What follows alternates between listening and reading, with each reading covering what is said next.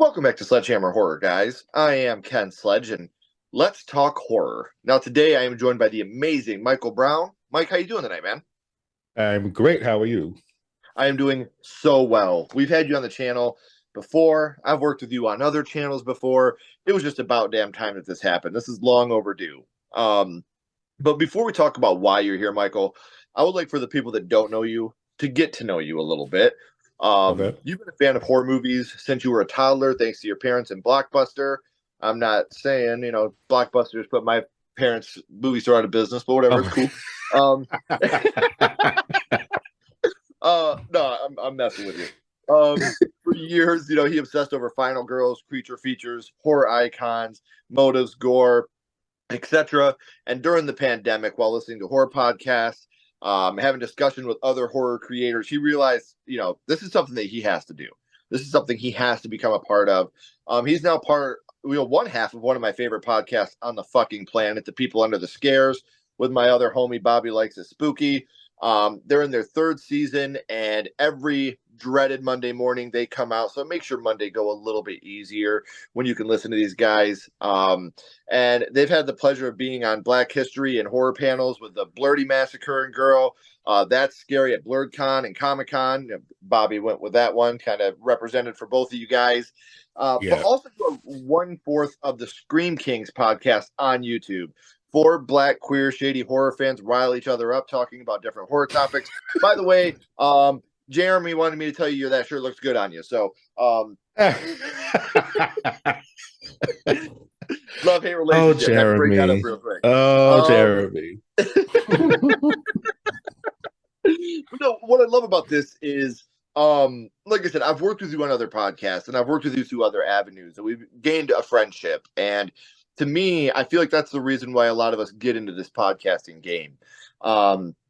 Yes, it's to talk about horror movies. Yes, it's to give our opinions on things. But a lot of us as horror fans grew up fucking weird. And it was Oh, hard yeah. enough for us to make friends and, try to get, a clique of people that were just like us because, we're a little bit older and I'm much older than you, but, we're in the age I where don't think so. I think we're around the same age. I'm I'm Jerry. 37. How old are you? 37. Oh, stop. I'm way older than you. I'm 38. Um,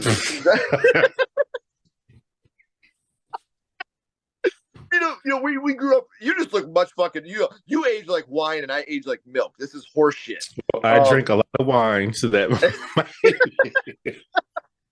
So when growing up for us, it was hard to make friends that were because horror wasn't cool when we were young Mm-mm. until around '96 when Scream came out, and then it became acceptable to be a horror fan. But before then, it just wasn't cool, and we grew up being the freaks, the queers, the outcasts, and for me, that was when podcasting and YouTube and all that came out. My first thing was, how can I make more friends that are into the things that I am?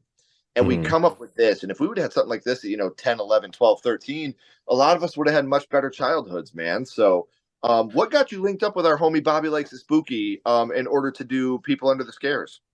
Yes. So Bobby is like the glue to the horror content creators. Bobby and Ash the Ashes. Yep. So from Rise from the Dead podcast. So with 2 Bobby, people I have an insane amount of respect for. yes, so much respect for. They're really good energy, just like you and Ash. Really good energy, have a good time, which is very important. And luckily, I haven't come across any like crazy negative anything yet. So knock on wood. And with Bobby, he would have a weekly American Horror Story review. So he invited me on there a few times. And then I don't know, it was just a fun time with him. And then I started the podcast after guesting on Rise from the Dead with Ash. And Bobby and I just had like really good, playful energy. So I was curious. I was like, because I didn't really want to do it myself. Talking by myself just sounds exhausting. So I was like, okay, let me try it. Let me throw the feelers out there to see if he wants to. And he was like, let's try it out and see if it works. And then it just works. And here we are. 3 seasons later. Yeah. I like how you're like, Bobby and Ash, they are the glue that holds it together, and fuck Jeremy. But Jeremy and I are the agitators that try to rip the glue apart. And it's dude, I love your guy. You guys have that sibling rivalry, and for me, it is so fucking because I love you both. So to have you guys poking fun at each other, I think it's a blast. I think it's a lot of fun. it is. Yeah. I like to be playful, have playful debates. He'll randomly text me nonsense just to get me riled up. See, that's So how I it's have to supposed to return be, it. man. Because if we all agreed on everything, nobody would have a podcast. Nobody would have a YouTube channel. Yes. And with horror, a lot of the times, what I've come to realize is it is a safe space. Obviously, like I said, there's a lot of fucking stupid gatekeepers out there that try to, oh, well, this. But overall, it doesn't matter if you're black, white, gay, straight, Christian, Muslim, Jewish. It doesn't matter. The minute that you talk about horror, we're involved. We're respectful. We want to be, we want to have that friendly banter. We want to have that friendly debate. And, Mhm. the amount of people that I've met that have absolutely changed my life, like you said, Bobby, Ash, Tyrone, Jeremy, Yes. these people that I've become, like, people don't see, like, yeah, they see us do these episodes together and they're like, that's cool. But what they don't see is the amount of times that we'll text each other, hey, hope you're having a good day. Hey, Merry Christmas, Happy Birthday. Like, we stay in Right. touch because you become a real friend after doing these type of things. So to learn how horror started for you, that's something that's very special to me. This is something I do not take for granted. So that's a very good segue because in order for you to do the people under the scares, in order for you to be part of the Scream Kings podcast, horror had to start for you somewhere. And I do want to let everybody know real quick before we get into that question. I do have all the links for the podcast and all of Michael's social media links down in the description. So make sure you're subscribing to People Under the Scares. Make sure you're subscribing to the Scream Kings podcast. And make sure you're following him on social media to become a part of that family as well. Now, in order to do that, like I said, horror had to start for you somewhere, man. So I'd Yeah. like to go back to the past, Michael, and talk about what it was that got you started in the horror genre, your first horror movie. And my friend, till the end, your first horror movie was Child's Play, 1988. Child's Play is just a fun, well, maybe back then it wasn't fun to me. So let me take that back. I just have never watched something that scared me. So 88, I didn't watch it when it first came out, obviously. I was like 2. So I think I was about 4 when my mother had me watch this.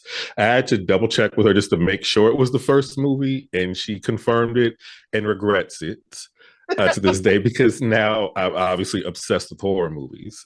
And so Child's Play, it's just a movie that makes you, as a kid, kids are dismissed, kids are never believed. And just the thought of that, and then there's a toy that's basically your size running around trying to quote unquote kill you, take your soul or switch souls or bodies with you. And it just resonated with me. Andy or Alex Vincent did amazing in that role. yeah. Like I really believe that's probably what it was. I believe that it was something that actually happened. It's Well, because I was so young. people talk about his acting in that movie. Yes, some of it's wonky. He's a little kid, but the part where he's in the room and he ducks down and he's crying against the door when he's in the hospital, that's fucking Yes. heartbreaking, man. Like that scene, Yes. you're like, damn, dude. Like, I'm sorry. Like, I feel really, really bad right now. So, we know Whew. that you watched it with your mom for the first time, which I got to say, Mrs. Brown, if you're watching by some chance, thank you. You're amazing. You got him started in this, and I hope it's still. I didn't mean to disrespect if it's not Mrs. Brown anymore, but Oh, it's fine. Mrs. Michael's mom, thank you for doing this. And if it makes you feel any better, if I would have lived around you at any time in that point, every day you would have heard, "Can Michael come out and play?" So, Yes. Play, and then we go secretly watch movies. I don't know what happened to her. So she got deeply religious when I was a teenager, and then it just was like, I don't want you watching these movies. And my horror movies that I would buy at like Tower Records and everywhere else just magically disappeared one day. So I don't know what happened, but I think she may have had something to do with that. hmm. Just maybe, just maybe. They ran away to join a family at the farm, Michael. That's what happened. They found a family at the farm where they can run and play with all the other horror movies. Um, Yeah, so we know that you were quite young watching it with your mom for the first time, but do you remember which scene it was that affected you the most?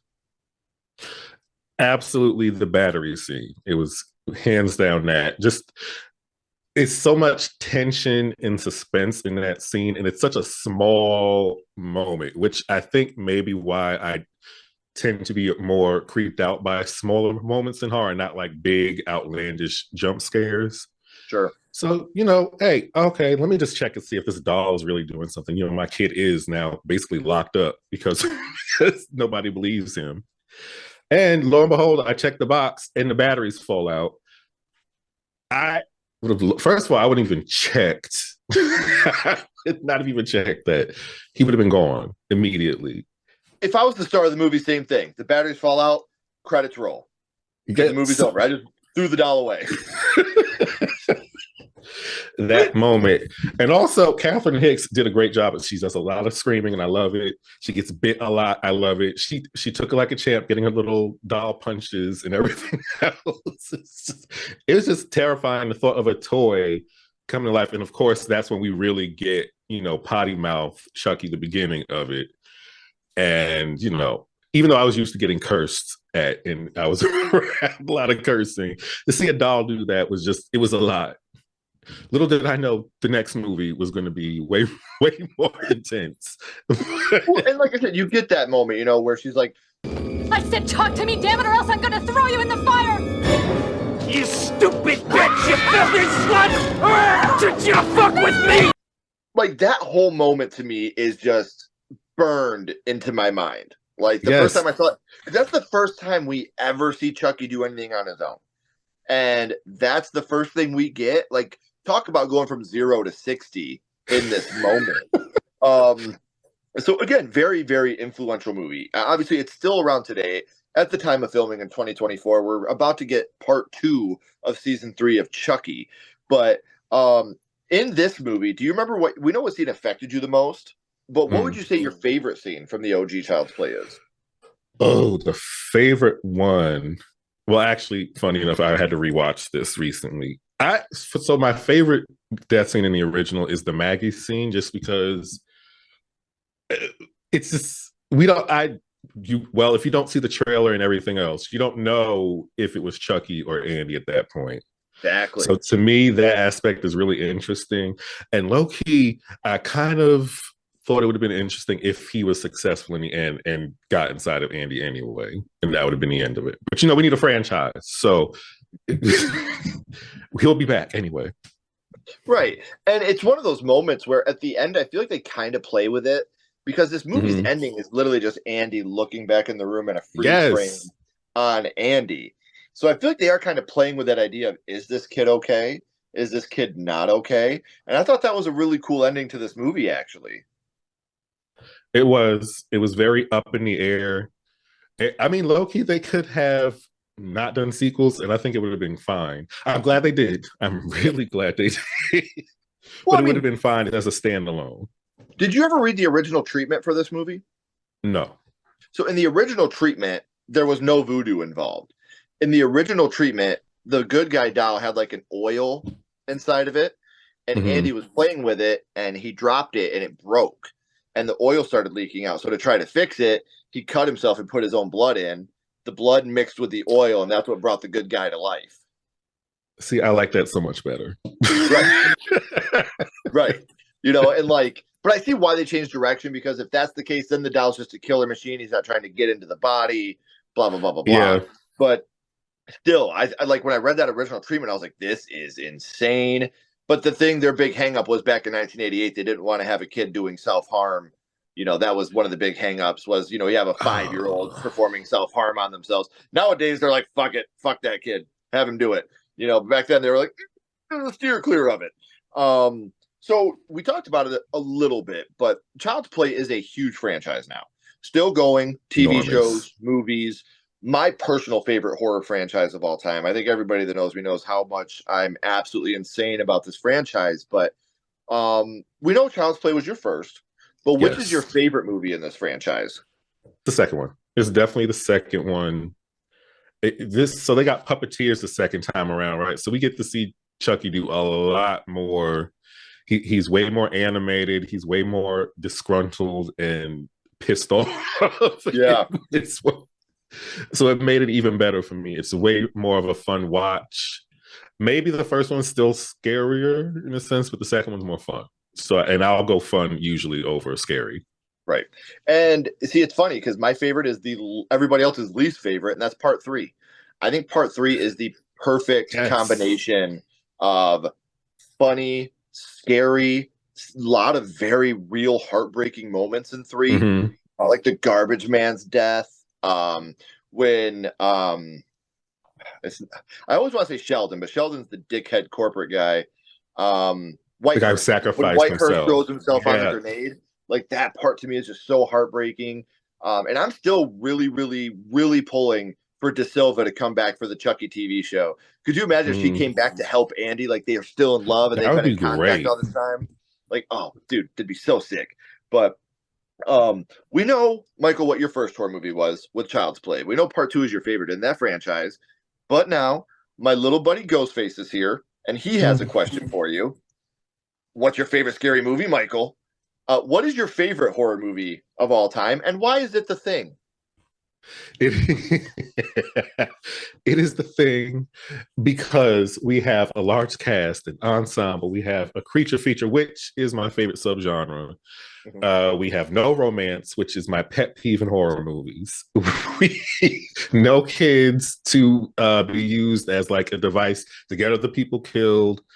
We have paranoia, it's isolation, it's just all the things that I enjoy about a movie.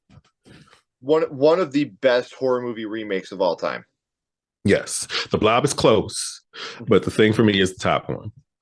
See, for me, like, if you're going like 80s, I think the 80s had 3 perfect horror movie remakes with The Thing, The Blob, and The Fly. I think those 3 are perfect. And I'm talking about one of the most romantic horror movies, and you're like, you motherfucker. Because I think The Fly is. But when it comes to my personal favorites, and this might take a lot of people by surprise, my top 3 favorite horror movie remakes of all time. Number 1 is going to be Evil Dead 2013. Absolutely love that film. Number 2, here's where it's going to get a little crazy. All right. And I actually like this one more than the original. It's the 1990s Night of the Living Dead. I agree. Love it. Love that movie. And the other one, and I know I'm going to catch a lot of shit for this one. I do not like it more than the original, but I think it's a great remake. And that's Child's Play 2019. I think that the doll looks fucking stupid. The doll looks stupid. I'll give you that. Yeah. Yes. That's the only thing wrong with this movie to me. They did it. It's not Charles Lee Ray, which they shouldn't have done because 1, it's still going, and 2, there is not a Charles Lee Ray besides Brad Dourif. So they did the only thing that I would change about this movie, and for repeat viewers, I'm sorry you got to hear this again. The way I think they should have done this movie and made it more successful is they should have called the movie Buddy from the World of Child's Play. And then, because it's not Charles Lee Ray, you could have had a different looking doll. You could have used a different name. It could have been from the World of Child's Play, but it could have been its own film. And that way, because the studio didn't even own the rights to Child's Play 2.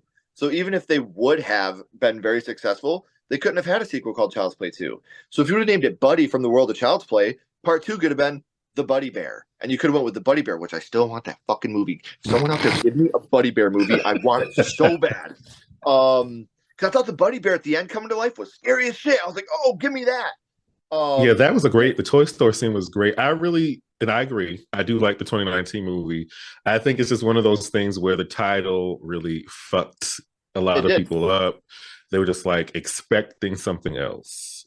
Well, and me being a huge Don Mancini guy, when I heard I didn't go see this movie when it came out. I was like, nope.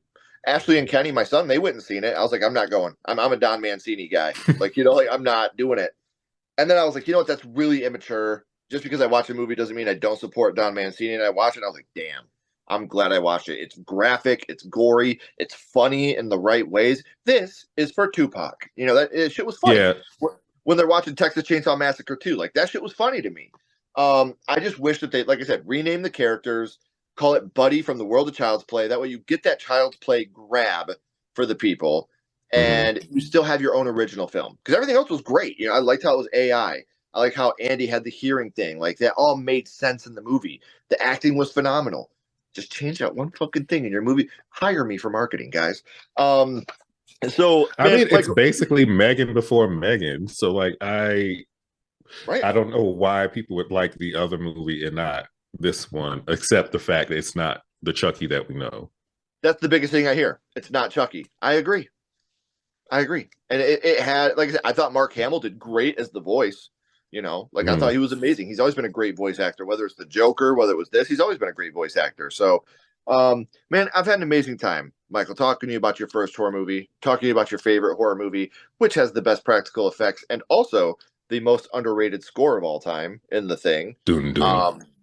Yeah, it's my favorite John Carpenter. I put that above Halloween. Honest to God, I think The Thing is John Carpenter in his, like, that's his bread and butter. When I think, John Carpenter's birthday, what do we watch? We watch The Thing. Somebody's asking me, what John Carpenter movie should I watch? The Thing, followed by Halloween. But The Thing to me is perfect horror movie. And throw on Prince of Darkness after that. Oh, Prince of Darkness is great. I'm also, people laugh at me. I'm a fan of Body Bags, man. The anthology movie. Yeah, I had a lot of fun with that movie. I thought it was fun. So yeah, I've had a lot of fun talking about your first horror movie, your favorite horror movie. But before I let you go, we always bounce back to the same question. We're going to go back to the OG Child's Play. And what we're going to do is rank this movie on a skull count. Now, Michael, we're not ranking this movie on acting, production, score, direction, nothing like that. We're not being critics. What we're doing here is strictly ranking this movie on how much it affected you on your first viewing. So 0 skulls being not effective, 5 skulls being completely effective. You can use half and quarter skulls anywhere in the middle. And I just want to say, I think I know the answer, but according to my script, I still got to ask. The boss will get mad if I don't. So what would you give Child's Play? It's going to be 5+ because I kid you not, I did not want toys after that movie. Every toy that I had was way small, maybe came up to like my ankle or something. I could not have a doll. And then I just had a thing about him and Leprechaun. I don't like villains that are like my size or that height. It just really it just does something to me, especially back then, because I would rather you be bigger than me. Don't be face to face with me. At first I thought you meant right now. I was like, damn, dude, how short are you? I don't want a villain that's the same size as me, so get Chucky and Leprechaun away. Yeah, that movie, he could be hiding anywhere. That affected me so much. I don't like not knowing what's under my bed. I close doors, I close closets. And it's mainly Chucky is responsible for that. Well, I think a big thing that a lot of us forget because we get older, we get cynical, but when we were 5, 6, 7 years old when we watched these movies for the first time, even if some of us won't admit it, our whole world was action figures, dolls, things like that, our stuffed animals. So to see a movie where that comes to life and is hurting people, like, that was fucking scary. Because like my Friday nights were getting a movie from my mom and dad's video store that Blockbuster put out of business, and then we would go to Toys R Us. Yes, Toys R Us. And I would always get a WWF action figure, man. And so the thought of, like, Stone Cold coming alive and giving me the stunner while I'm sleeping, like, that scared the shit out of me. So yeah, I get it, man. Like, especially as young boys watching this movie, and young girls too. They played with Barbies, they put, whatever. As young kids watching movies where your dolls are coming to life, that's fucking scary, man. Because that's your world back then. Think about Small Soldiers. That's like, well, a comedy, but if that actually happened, I would be terrified. I'd be a POW back then. I'd have been a POW. Like, I'm done. I'm going. I'm my hands are behind my head. I'm not a threat. So I know I said it at the beginning, guys, but we're at the end of the third act. The credits are about to roll and the curtain's about to drop. But before that happens, make sure you're subscribing to all of Michael's podcast and make sure you're following him on social media. All those links are right down in the description. So, Michael, please don't go anywhere. I got a couple more questions for you, my friend. Everyone else, as always, if you haven't already, please like and subscribe. It really helps to grow the channel more than you know. And follow Sledgehammer Horror on social media. Our links are in the description as well. But until next time, keep talking horror, stay what you are, and we'll see you guys soon.